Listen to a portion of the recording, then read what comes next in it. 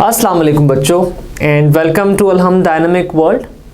आज हम chapter number 6 first year से लेक्चर नंबर 5 रिकॉर्ड करेंगे और इसका टाइटल है आयोनाइजेशन एनर्जी।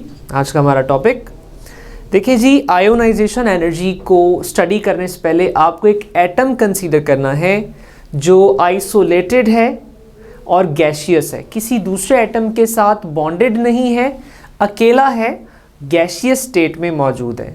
ठीक है जी।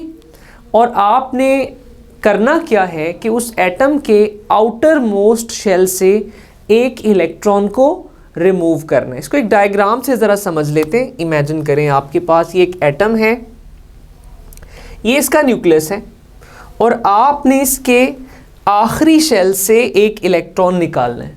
मैं रिपीट कर रहा हूँ, ये एटम है आइसोलेटेड, किसी दूसरे एटम के साथ बॉन्डेड नहीं है, गैशियस स्टेट में है और आपने इसके आखिरी शेल से एक इलेक्ट्रॉन को रिमूव करना है।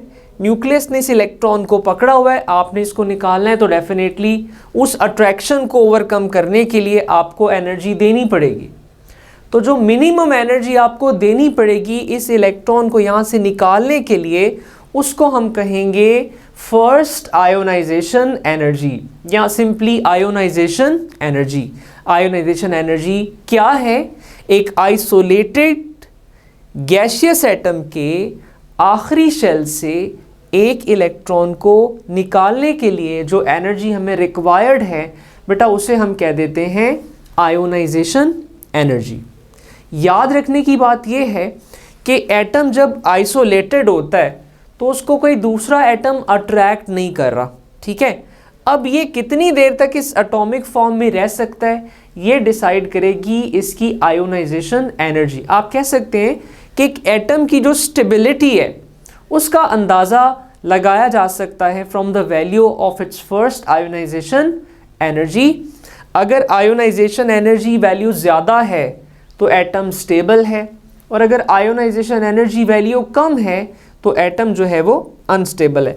आयोनाइजेशन एनर्जी जितनी ज़्यादा होगी स्टेबिलिटी उतनी ज़्यादा होगी। ठीक है जी। मैंने कुछ एलिमेंट्स की फर्स्ट आयोनाइजेशन एनर्जी की वैल्यूज़ जो हैं आपके लिए लिखी हैं।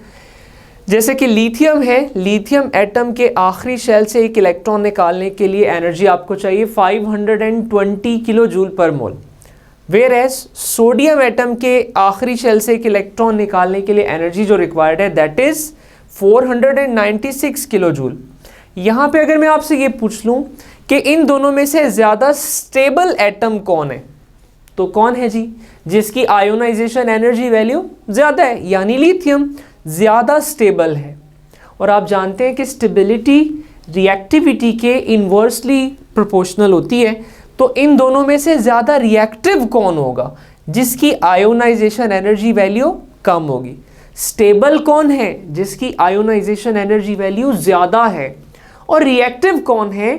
जिसकी आयोनाइजेशन एनर्जी वैल्यू कम है। तो लिथियम ज़्यादा स्टेबल है और सोडियम ज़्यादा रिएक्टिव है। शाबाश, समझ गए आप लोग।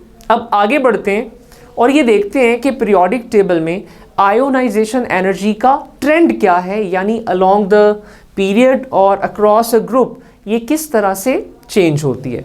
तो पहले आपको ये पता होना चाहिए कि आयोनाइजेशन एनर्जी किन फैक्टर्स पर डिपेंड करती है। याद रखने की बात यह है कि अगर न्यूक्लियस और वैलेंस इलेक्ट्रॉन्स के दरमियान अट्रैक्शन स्ट्रॉन्गर होगी तो आयोनाइजेशन एनर्जी की वैल्यू ज़्यादा होगी, और अगर न्यूक्लियस ने इलेक्ट्रॉन को लूजली पकड़ा हुआ है तो डेफिनेटली इसको निकालने के लिए एनर्जी आपको कम रिक्वायर्ड होगी। तो अब हमने देखना ये है कि कौन से फैक्टर्स जो हैं वो इस अट्रैक्शन को इन्फ्लुएंस कर सकते हैं। तो देखें, फैक्टर नंबर 1 जो मैंने यहाँ पर लिखा है वो है न्यूक्लियर चार्ज। देखिए, न्यूक्लियस जो है इलेक्ट्रॉन को अट्रैक्ट क्यों कर रहा है? क्योंकि न्यूक्लियस पॉजिटिवली चार्ज है और इलेक्ट्रॉन जो है वो नेगेटिवली चार्ज है। इनके दरमियान में अट्रैक्शन की वजह है चार्ज। अब बेटे, चार्ज जितना ज़्यादा होगा ये अट्रैक्शन उतनी ही स्ट्रॉन्गर होगी। ठीक है जी।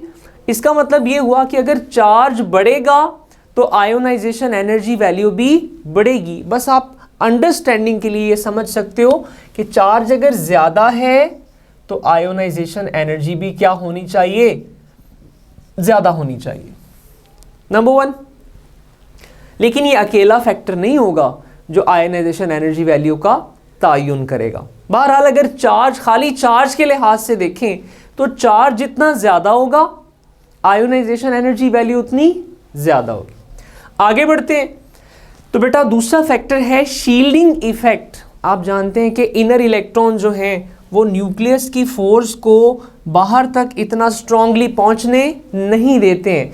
न्यूक्लियस की फोर्स कम हो जाती है वैलेंस इलेक्ट्रॉन्स पर, किसकी वजह से? इनर इलेक्ट्रॉन्स की वजह से। इसको शील्डिंग इफेक्ट कहते हैं।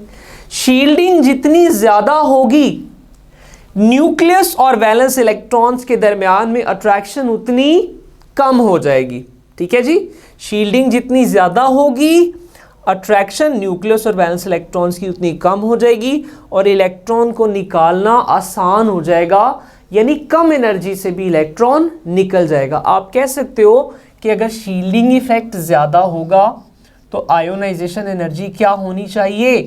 कम होनी चाहिए। ठीक है जी, तो आगे बढ़े तो अगला फैक्टर है जी एटॉमिक रेडियस का। डेफिनेट बात है कि अगर साइज छोटा है तो न्यूक्लियस और इलेक्ट्रॉन्स एक दूसरे के करीब हैं, स्ट्रॉन्ग अट्रैक्शन है और इलेक्ट्रॉन निकालना मुश्किल है। साइज जितना कम आयोनाइजेशन एनर्जी उतनी ज़्यादा, और साइज जितना ज़्यादा अट्रैक्शन उतनी कम और आयोनाइजेशन एनर्जी भी उतनी ही कम। आप कह सकते हो कि साइज अगर ज़्यादा होगा तो आयोनाइजेशन एनर्जी की वैल्यू क्या हो जाएगी?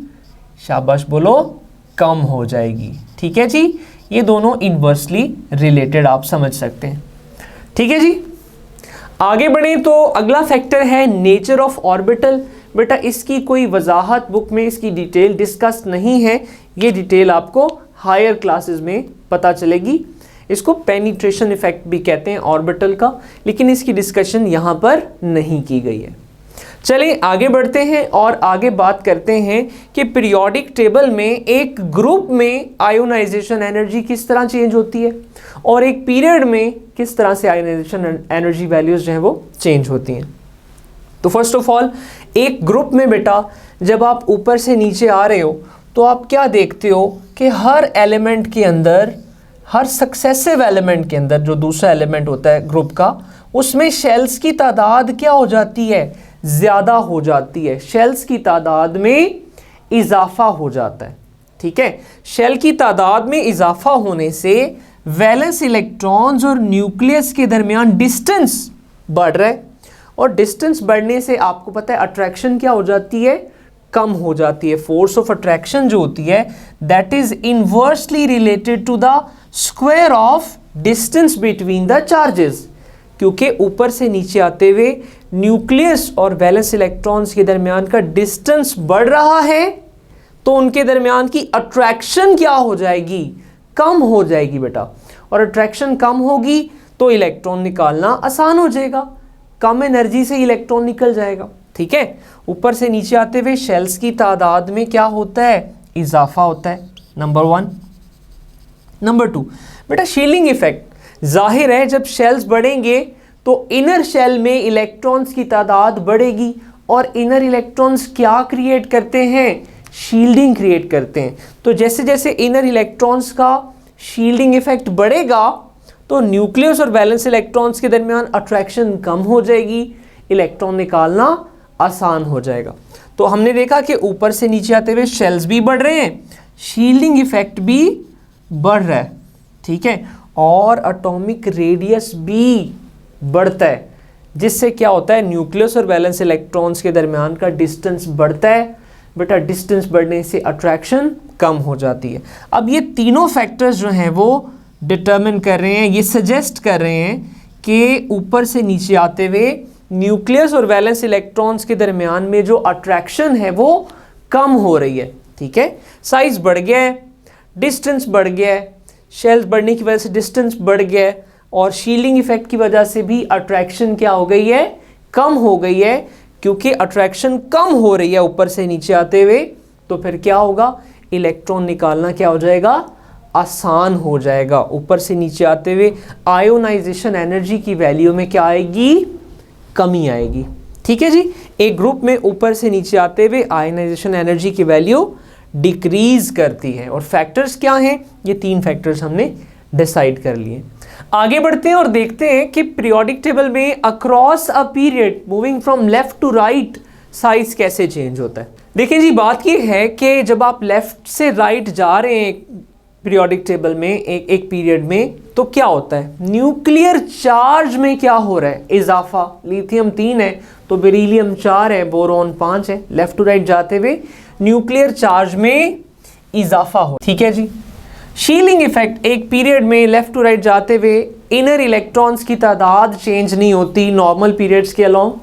तो फिर नॉर्मल पीरियड्स से मेरी मुराद है यानी ट्रांजिशन एलिमेंट्स वाले जो पीरियड्स हैं 4th, 5th, 6th, 7th नहीं, मैं बात कर रहा हूँ 2nd और 3rd पीरियड की। नॉर्मल पीरियड्स जो हैं इनमें लेफ्ट टू राइट जाते हुए शील्डिंग इफेक्ट में कोई चेंज नहीं आता, क्योंकि इनर इलेक्ट्रॉन्स की तादाद क्या रहती है? सेम रहती है। तो क्योंकि शील्डिंग इफेक्ट में देयर इज नो चेंज, तो ये तो एक फैक्टर नहीं होगा जो डिटरमिन करेगा आयनाइजेशन एनर्जी को इन अ पीरियड। और तीसरी बात है कि atomic radius left to right जाते हुए क्या होता है? कम। बेटा साइज कम होगा तो न्यूक्लियस और वैलेंस इलेक्ट्रॉन्स में अट्रैक्शन क्या हो जाएगी? स्ट्रॉन्गर हो जाएगी, अट्रैक्शन बढ़ जाएगी। और अट्रैक्शन बढ़ने से क्या होता है? इलेक्ट्रॉन निकालना मुश्किल हो जाता है। अब इलेक्ट्रॉन निकालने के लिए पहले से ज़्यादा एनर्जी आपको देनी पड़ेगी। एक पीरियड में लेफ्ट टू राइट जाते हुए चार्ज भी बढ़ रहा है और रेडियस भी कम हो रहा है। तो ये दोनों फैक्टर सजेस्ट कर रहे हैं कि न्यूक्लियस और वैलेंस इलेक्ट्रॉन्स के दरमियान में कशिश बढ़ जाएगी। छोटा साइज है, कशिश बढ़ जाएगी। लेफ्ट टू राइट जाते हुए हर अगले एलिमेंट में साइज के कम होने की वजह से अट्रैक्शन बढ़ जाएगी। और अट्रैक्शन जब बढ़ेगी तो इलेक्ट्रॉन निकालना मुश्किल हो जाएगा, पहले से ज़्यादा एनर्जी आपको देनी पड़ेगी। तो लेफ्ट टू राइट जाते हुए आयोनाइजेशन एनर्जी क्या करती है? जनरली इंक्रीज करती है, ठीक है जी। पीरियड में लेफ्ट टू राइट क्या होगा? इंक्रीज होगा। और ग्रुप में टॉप टू बॉटम क्या होगा? डिक्रीज होगा। शाबाश। लेकिन इस जनरलाइजेशन से कुछ एक्सेप्शंस भी हैं, यानी कुछ एलिमेंट्स जो हैं इस जनरल बिहेवियर को शो नहीं करते हैं। और वो कौन से हैं? बेटा पीरियोडिक टेबल में लेफ्ट टू राइट जाते हुए आयनाइजेशन एनर्जी बढ़ती है तो 2nd A वाले एलिमेंट्स पहले आते हैं पीरियड में, 3rd A वाले बाद में आते हैं। तो ज़्यादा किसकी आयनाइजेशन एनर्जी होनी चाहिए? क्योंकि लेफ्ट टू राइट इंक्रीज आता है तो 3A वाले एलिमेंट्स की आयनाइजेशन एनर्जी ज़्यादा होनी चाहिए, पर नहीं है। किसकी ज़्यादा है? 2A वालों की ज़्यादा है, ठीक है। और इसकी रीज़न क्या है? इनका आखिरी शेल का जो s ऑर्बिटल होता है ना, दैट इज़ कम्प्लीटली फिल्ड, ठीक है। तो अगर किसी एटम का आखिरी ऑर्बिटल या यूं कह लें कि आखिरी सब शेल कंप्लीटली फिल्ड हो या हाफ फिल्ड हो, आई रिपीट, अगर किसी एटम का आखिरी सब शेल कंप्लीटली फिल्ड हो या हाफ फिल्ड हो तो एटम रिलेटिवली ज़्यादा स्टेबल हो जाता है और उसमें इलेक्ट्रॉन को निकालना मुश्किल हो जाता है। आयोनाइजेशन एनर्जी की वैल्यू बढ़ जाती है। तो क्योंकि 2A एलिमेंट्स जो हैं, ग्रुप नंबर 2A के जो एलिमेंट्स हैं, उनका वैलेंस सबशेल है S और वो कंप्लीटली फिल्ड होता है, तो ये अपना इलेक्ट्रॉन रिलीज करना नहीं चाहते हैं क्योंकि इन सम वे ये रिलेटिवली ज़्यादा स्टेबल होते हैं। ये इलेक्ट्रॉन लूज़ नहीं करना चाहते हैं एलिमेंट्स ऑफ 2A। तो अगर आपने इलेक्ट्रॉन निकालना ही है तो आपको रिलेटिवली ज़्यादा एनर्जी देनी पड़ेगी। तो पता चला कि एलिमेंट्स ऑफ 2A की ionization energy elements of 3A से ज़्यादा है। मैंने यहाँ पे मेंशन भी कर दिया है कि बेरिलियम का ताल्लुक ग्रुप 2A से है, बोरॉन का ताल्लुक ग्रुप 3A से है, लेकिन बेरिलियम की आयनाइजेशन एनर्जी बोरॉन से ज़्यादा है। इसी तरह एल्यूमिनियम की ज़्यादा होनी चाहिए थी जनरलाइजेशन के मुताबिक, लेकिन नहीं है। मैग्नीशियम की एल्यूमिनियम से फर्स्ट आयनाइजेशन एनर्जी जो है वो ज़्यादा है। वजह क्या है? Stable electronic configuration. Similarly 5A के जो एलिमेंट्स हैं इनका आखिरी सबशेल होता है P और वो हाफ फिल्ड होता है, ठीक है जी। तो ये भी रिलेटिवली स्टेबल हैं compare two elements of group 6A। तो इनकी आयोनाइजेशन एनर्जी 5A वालों की 6A के एलिमेंट से ज़्यादा होगी। मैंने मेंशन किया है कि नाइट्रोजन की आयोनाइजेशन एनर्जी ज़्यादा है ऑक्सीजन से, होनी किसकी चाहिए थी? ऑक्सीजन की, लेकिन है किसकी? नाइट्रोजन की। सिमिलरली सल्फर की ज़्यादा होनी चाहिए थी, लेकिन किसकी ज़्यादा है? फॉस्फोरस की। वजह क्या है? Relatively stable electronic configuration. अब हम बात करते हैं कि हायर आयोनाइजेशन एनर्जीज क्या होती हैं। देखिए जी, अगर एक न्यूट्रल एटम से, आइसोलेटेड गैसियस एटम से आप इलेक्ट्रॉन निकालेंगे तो जो एनर्जी रिक्वायर्ड है उसको कहते हैं फर्स्ट आयोनाइजेशन एनर्जी। लेकिन देखिए, जब एक एटम से एक इलेक्ट्रॉन चला जाता है तो वो बन जाता है पॉजिटिव आयन, केटायन बन जाता है, और उसमें कुछ चेंजेस आते हैं।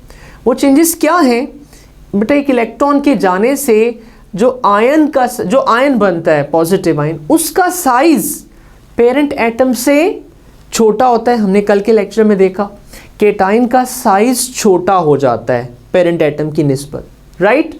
और न्यूक्लियस रिमेनिंग इलेक्ट्रॉन्स को पहले से ज़्यादा स्ट्रांगली अट्रैक्ट करता है। यानी जब आयन बन जाता है तो अट्रैक्शन में क्या है? इंक्रीज है।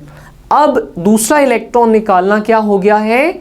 मुश्किल हो गया। पहले की निस्बत ज़्यादा अट्रैक्शन है तो पहले से ज़्यादा एनर्जी भी देनी पड़ेगी, ठीक है? मैग्नीशियम एटम से जब आप इलेक्ट्रॉन निकालते हो तो आपको एनर्जी देनी पड़ती है 738 किलो जूल्स पर मोल।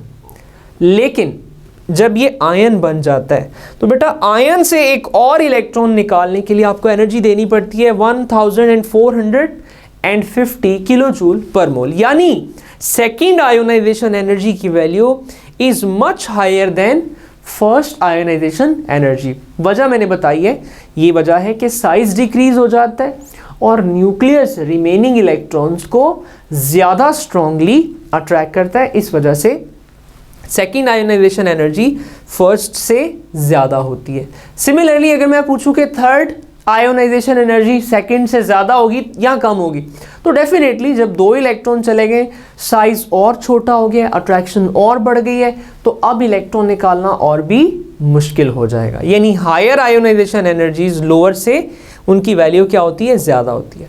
अच्छा बच्चों, आखिरी बात कि आयोनाइजेशन एनर्जी से हमें ये भी पता चल जाता है कि एक एलिमेंट जो है वो मेटल होगा, नॉन मेटल होगा या मेटलॉइड होगा। उसने एक लाइन लिखी है बुक में कि आयोनाइजेशन एनर्जी इंडेक्स है, एक साइन है, सिंबल है मेटेलिक कैरेक्टर का, आपको बता सकती है ये वैल्यू कि एलिमेंट मेटल होगा या नहीं होगा। तो याद रखने की बात ये है कि अगर ionization energy value very high है तो एलिमेंट क्या होगा? नॉन मेटल होगा, ठीक है? अगर एलिमेंट की आयोनाइजेशन एनर्जी वैल्यू लो है तो एलिमेंट मोस्ट प्रोबेबली मेटल होगा, और अगर आयोनाइजेशन एनर्जी वैल्यू मॉडरेट है तो एलिमेंट जो है वो मेटलॉइड होगा। ये आज का हमारा लेक्चर है। आई होप कि आपको ये बातें समझ आ गई होंगी। Thank you very much. अल्लाह हाफिज़।